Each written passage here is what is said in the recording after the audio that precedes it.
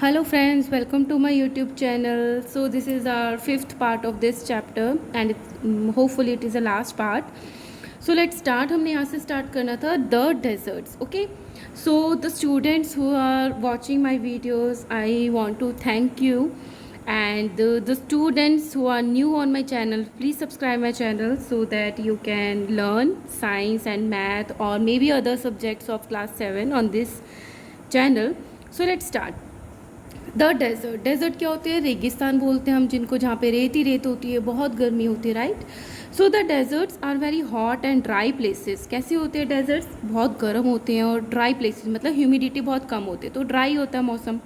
In class 6 you have read how a camel is well adapted to survive in a desert. तो 6th class में आपने पढ़ा होगा कि कैमल जो है, जो ऊँट है, वो किस तरीके से अपने आप को एडप्ट करता है ताकि वो डेज़र्ट में सर्वाइव कर पाए. So let us recall the adaptations of a camel that help in its survival. तो अब हम रिकॉल करते हैं उसकी एडेप्टेशंस को ताकि वो कि किस तरीके से क्या चीज़ें हैं जो उसको हेल्प करती हैं सर्वाइव करने के लिए in a desert. So first is it has a hump. इसके पास क्या होता है? ये कैमल है, ये जो पार्ट है इसको हम्प बोलते हैं. Where the fat is stored, और यहाँ पे क्या स्टोर होता है? फैट स्टोर होता है. So the camel utilizes this fat as a food in case of scarcity of the food. तो ये जो स्टोर्ड फैट है, तो जब डेजर्ट में खाने की कमी हो जाती है तो ये जो कैमल है इस फैट को यूज़ करता है एज अ फूड. जब खाने की कमी होती है तो स्टोरेज हो गया इसका. Second is a large amount of water gets stored in its stomach. अब ये स्टमक में बहुत ज़्यादा क्वांटिटी वाटर की स्टोर करके रख सकता है, क्योंकि एक तो वो डेजर्ट में है, बहुत गर्मी है, उसको पानी भी बहुत चाहिए, है ना. हम तो गर्मी होती बार बार पानी पीते रहते हैं, तो ये ज़्यादा अमाउंट लेकर पानी का अपने स्टमक में उसको स्टोर करके रखता है for future. Third is it sweats very little, और ये पसीना भी ये बहुत कम आता है इसको. And also excrete very little water in urine, और यूरिन में भी ये पानी की जो अमाउंट है वो बहुत कम होती है. तो इससे क्या कर रहा है? ये वाटर का कंजर्वेशन कर रहा है, अपनी बॉडी के अंदर बचा के रख रहा है. This helps to conserve water, जिससे कैमल में की बॉडी में उसको क्या है, वाटर की डेफिशिएंसी नहीं होती. Fourth is it has a large sole. Sole होता है पंजा. ये जो सोल है इसके कैसे होते हैं? लार्ज होते हैं. Which help to walk on soft ground, क्योंकि यहाँ पे रेत ही रेत है, डेजर्ट है, रेगिस्तान है. तो अगर हम चलते हैं किसी शार्प चीज़ से तो हम तो अंदर धंस जाएंगे, है ना. तो इसके कैमल के क्या होते हैं? बहुत ही ब्रॉड और सॉफ्ट क्या से होते हैं, उसके सोल होते हैं, ताकि वो सॉफ्ट ग्राउंड में वॉक कर पाए. लार्ज सोल होते हैं. Fifth is it has long legs which keep the body away from the heat of the sun. अब इसकी जो लेग्स होती है जो लंबी लंबी होती हैं, तो यहाँ पे जो रेगिस्तान है, जो सन के रेज़ हैं, वो अर्थ की जो सरफेस से वो एब्जॉर्ब करती है, तो नीचे से उसको हीट आती है ना. तो उससे बचने के लिए इसकी जो लेग्स होती हैं वो भी कैसी होती हैं? लॉन्ग होती हैं. Sixth is long eye lashes protect the eyes from sand. इसकी लॉन्ग आई लैशेज होती हैं क्योंकि रेगिस्तान में क्या होती है? विंड्स चलती रहती हैं, और उसके साथ साथ क्या होता है? बहुत ज़्यादा सैंड भी ब्लो होती है. तो इससे जो लॉन्ग आई लैशेज है उससे उसकी आइज़ भी जो है उससे सैंड से प्रोटेक्ट हो जाती हैं. Okay. Now most animals which live in the desert spend the daytime hiding in shady place. तो जो एनिमल डेजर्ट में रहते हैं वो दिन भर क्या करते हैं? कोशिश करते हैं कि वो किसी ना किसी छाया वाली शेडी प्लेसेस में रहें. They come out at night to look for food, और वो रात में निकलते हैं जब थोड़ा टेम्परेचर डाउन हो जाता है. They are called nocturnal animals. तो उनको क्या बोलते हैं? नॉक्टर्नल एनिमल्स बोलते हैं, जो रात को बाहर निकलते हैं. Some animals have very large ears which have blood vessels. कुछ एनिमल्स होते हैं जिनके ईयर जो होते हैं वो बहुत लार्ज होते हैं, मतलब बड़े होते हैं. तो उससे क्या होगा? तो इनकी जो सरफेस पे क्या होगा? ब्लड वेसल्स होंगी, है ना, नियर द सरफेस. तो इससे क्या होगा? The air which blows across the air cool the blood which in turn cool the body. तो यहाँ पे ब्लड का फ्लो हो रहा है, तो जो एयर ठंडी आई तो उसने इस ब्लड को ठंडा कर दिया, फिर ये बॉडी में फिर से सर्कुलेट हो गया. तो इससे क्या हुआ? पूरी बॉडी जो थी वो भी ठंडी हो गई. सो लार्ज ईयर का ये फ़ायदा है ताकि जो ब्लड वेसल सरफेस पे हैं वो ठंडी हवा से ठंडी होकर बॉडी को भी कूल रखती हैं in desert, hot and the dry places. Okay. So this is a kangaroo rat and this is a fennec fox. Now let's start about the tropical region. Tropical regions क्या होते हैं? The areas which lie close to the equator are called tropical regions. Equator क्या होता है? अर्थ की एक imaginary line जो हम बोलते हैं वो सेंटर से क्रॉस करती है अर्थ की, उसको बोलते हैं इक्वेटर। तो वो वाले एरिया जो कि इक्वेटर के पास है उसको बोलते हैं हम ट्रॉपिकल रीजन्स बोल देते हैं। और ये 10 डिग्री नॉर्थ से और 10 डिग्री साउथ, इस पूरे को एक्सटेंड करके हम बोल सकते हैं कि ये क्या है, पूरा का पूरा ट्रॉपिकल रीजन है। सो अगर आप ऐसे समझो, this is our earth and this is an imaginary line that is the equator. तो 10 डिग्री ऊपर और नॉर्थ एंड 10 डिग्री साउथ, इस पूरे रीजन को हम बोल देंगे ये पूरा पूरा ट्रॉपिकल रीजन है, ठीक है। So they extend between 10 degree north and the 10 degree south. The tropical regions have hot and the humid climate. अब ये जो tropical region है ना, यहाँ पे गर्म भी बहुत होता है और humid भी होता है। मतलब क्या होती है? बहुत ज़्यादा humidity होती है with abundant rainfall throughout the year. मतलब पूरे साल भर बहुत ज़्यादा यहाँ पे बारिश होती है। So they have sunlight for at least 12 hours. So tropical region में क्या हुआ? मतलब 12 आवर्स तक सनलाइट रहती है। That is days and nights are almost equally length throughout the year. मतलब दिन भी पूरा का पूरा 12 आवर्स का, रात भी पूरी 12 आवर्स की। तो लंबे दिन होते हैं और रातें भी पूरी 12 आवर्स की होती हैं। तो लंबे दिन होने का मतलब है कि गर्मी भी ज़्यादा रहेगी। So the tropical regions have the dense rain forest. अब यहाँ पे बारिश इतनी होती है तो यहाँ पे बहुत घने घने क्या है? फॉरेस्ट है। Tropical rainforests are found in Western Ghats and the northeastern part of India, Southeast Asia, Central America, South America, Central Africa and the many island of the Pacific Ocean. तो ये mostly ये सारे regions हैं जो कि इस tropical region में आते हैं, okay? So the tropical rainforests are home to half of all the living plants and the animals on the earth. अब ये इतनी बारिश है, इतना घना जंगल है, तो ये क्या है? पूरे अर्थ पे जितने एनिमल और प्लांट्स है उसके हाफ जो हैं वो इस ट्रॉपिकल रेन फॉरेस्ट में अपना को रहते हैं। The major types of animal living in the tropical rain forest are, अब जो मेन जो एनिमल्स है जो कि इस ट्रॉपिकल रीजन में रहते हैं वो कौन से हैं? Monkeys, apes, gorillas, lion, tigers, elephants, leopards, lizards, snake, birds and the insects. Since a large number of the animals live in these forests, there is an intense competition of food and shelter. अब इतने सारे animals इतने area में रहते हैं तो यहाँ पे क्या होता है कि बहुत ज़्यादा कंपटीशन होता है खाने के लिए और शेल्टर के लिए, अपने रहने की जगह के लिए। Let us study the adaptations of some of the animals living in hot and the humid climate of tropical rain forest. तो अब कुछ ऐसी एडेप्टेशंस के बारे में पढ़ेंगे एनिमल्स की कि जो वो खुद को अडॉप्ट कर लेते हैं living in a hot and the humid climate, okay?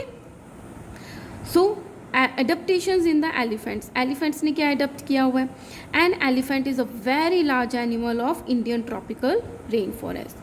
हमारा जो एलिफेंट है वो एक बहुत बड़ा एनिमल है जो कि इंडियन ट्रॉपिकल रेन फॉरेस्ट में पाया जाता है। It can live and survive in the tropical rain forest due to the following adaptations. अब उसकी कुछ एडेप्टेशंस हैं जो जिससे कि वो सर्वाइव कर पाता है इन ट्रॉपिकल रेन फॉरेस्ट में रहने से।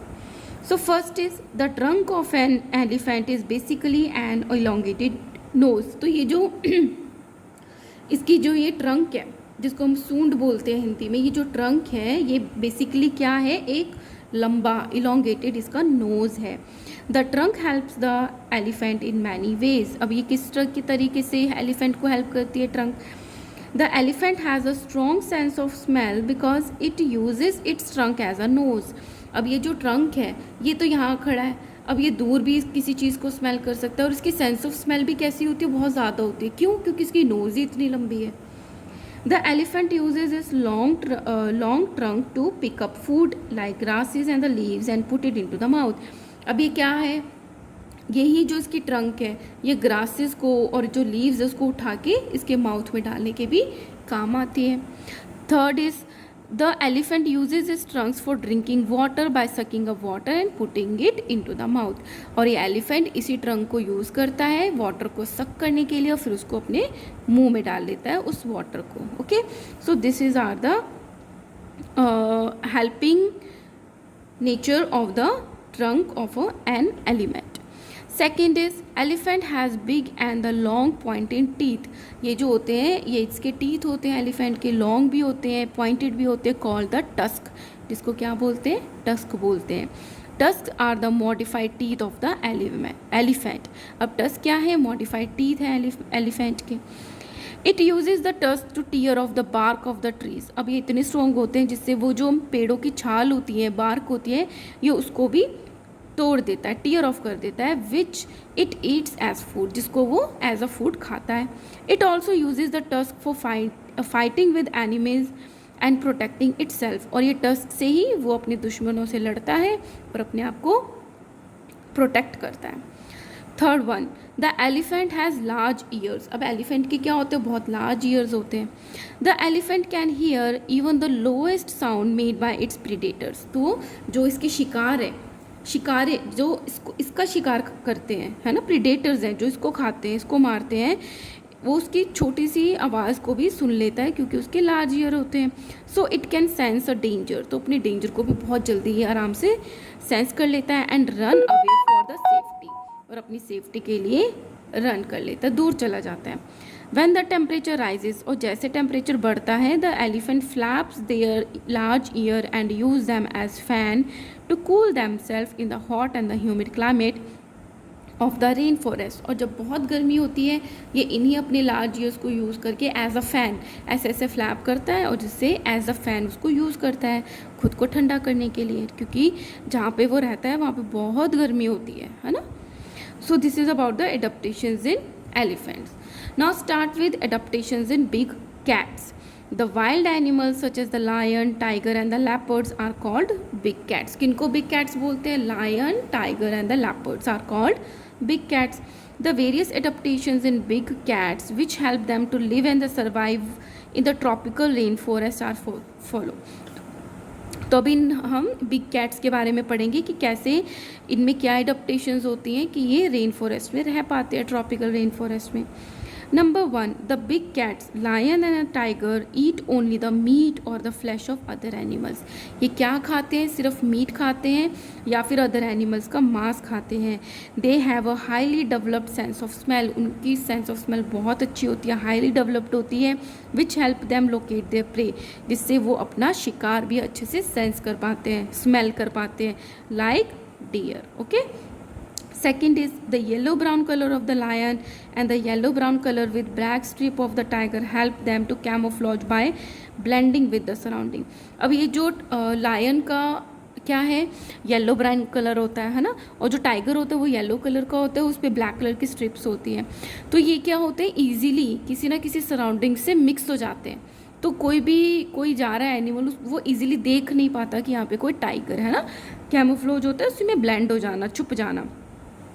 It protect them from the predator, जिससे वो प्रीडेटर से भी बच पाते हैं। And it also help them in catching there pray, जिससे वो शिकार भी अच्छे से बच भी जाते हैं और शिकार भी कर लेते हैं।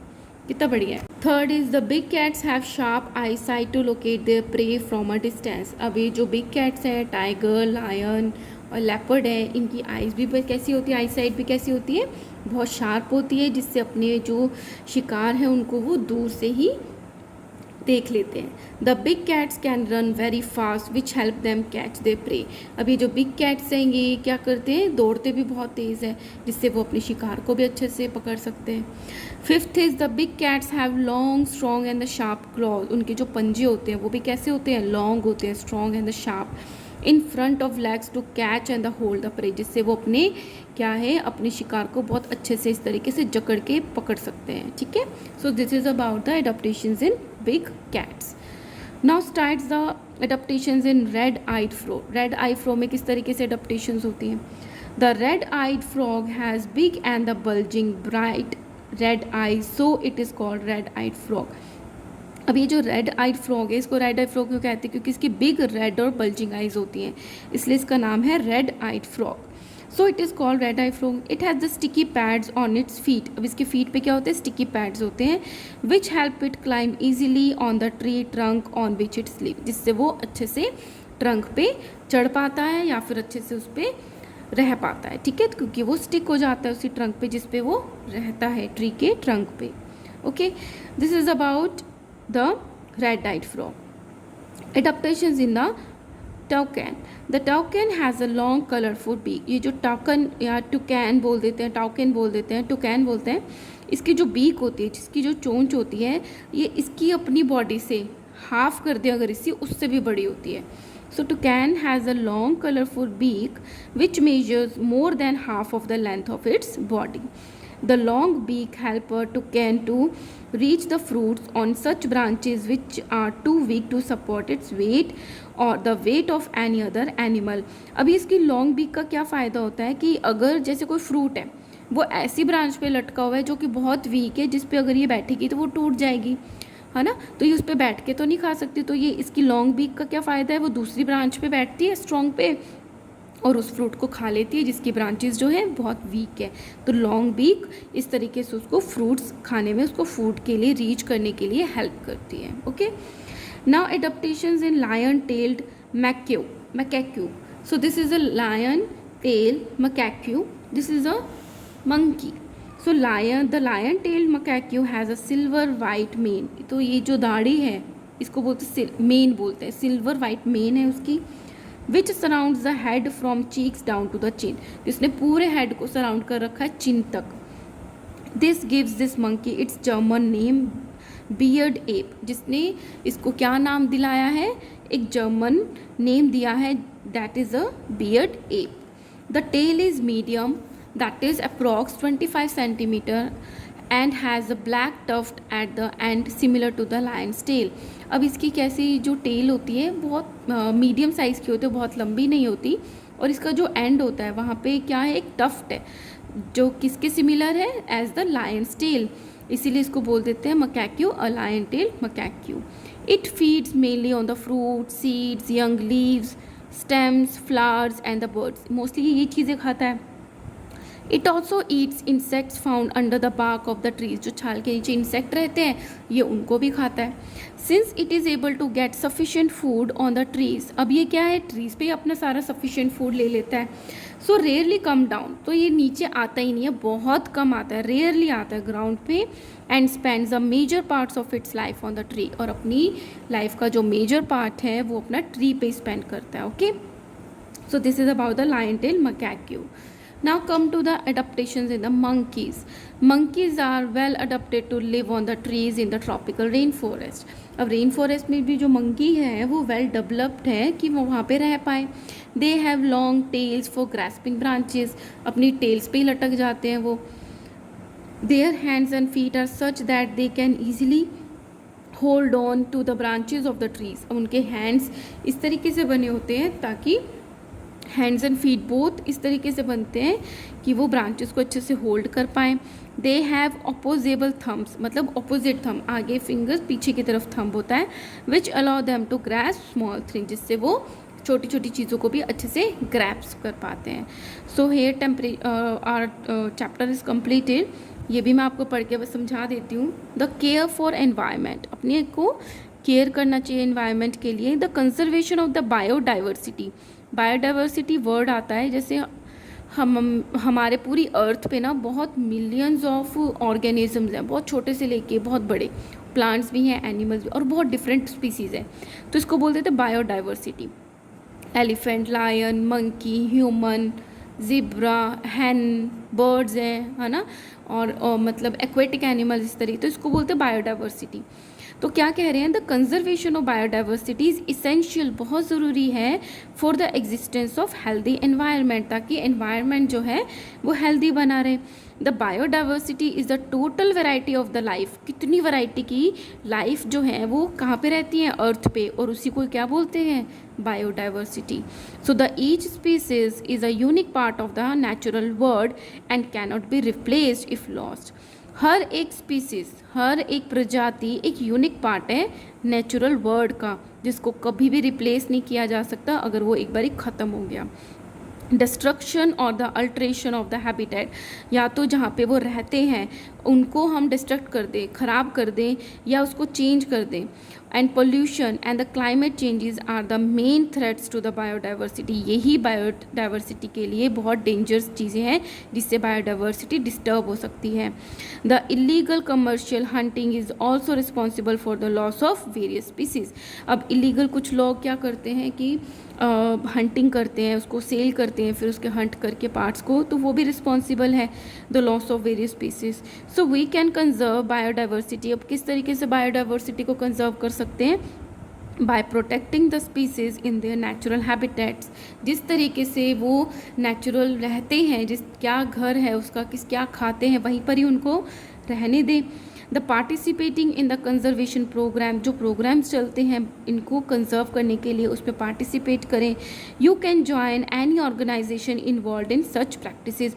और आप कोई भी ऐसी ऑर्गेनाइजेशन को भी ज्वाइन कर सकते हो जो इस प्रैक्टिसेस को प्रमोट करती हैं। By creating awareness through means like street plays, poster and the social media networks. और इस तरीके से आप दूसरों को भी अवेयर कर सकते हो इन सब चीज़ों से। Abiding the laws formulated by the government, और गवर्नमेंट जिन्होंने जो लॉज निकाले हुए हैं उसको ओबे करके, तो इस तरीके से आप इस बायोडाइवर्सिटी को कंजर्व करके रख सकते हो। So here are this chapter is also completed. Guys, please, if you like my videos, like, share and subscribe. Thank you so much.